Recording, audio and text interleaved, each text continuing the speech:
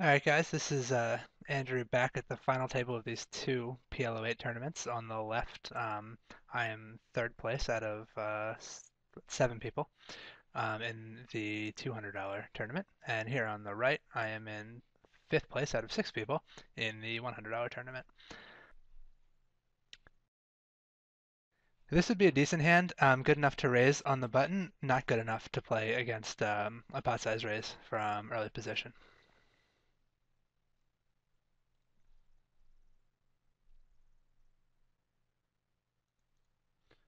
On the one hand, it's a suited ace, and I've got a pocket pair in there, but I don't have any very good low draw.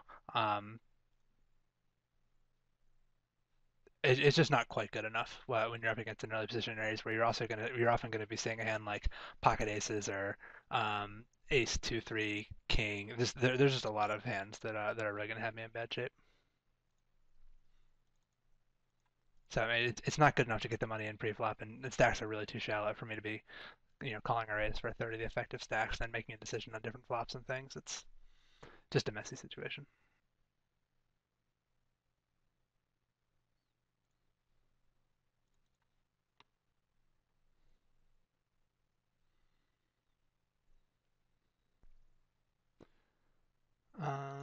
What happened here?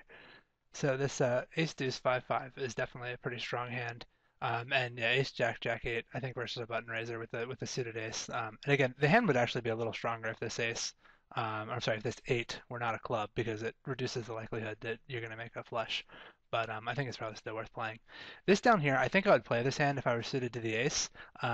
So it's real borderline. But if I were in later position, it would be a playable hand, or if I were suited to the ace, it would be playable. But there's really a big difference in this game. Really, anytime you're playing Omaha, there's a big difference between having the nut flush draw versus having non-nut flush draws.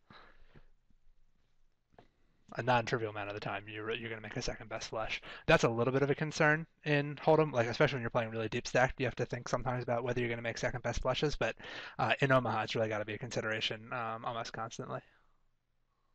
You really need to be playing draws that are to the nuts. And again, in PLO8, you can sometimes get away with it a little bit when I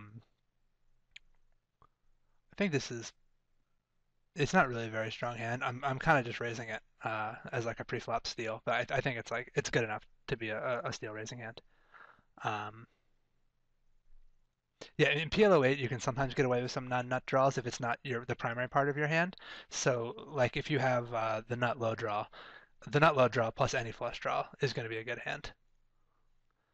All right, this is a pretty good result for me. Um,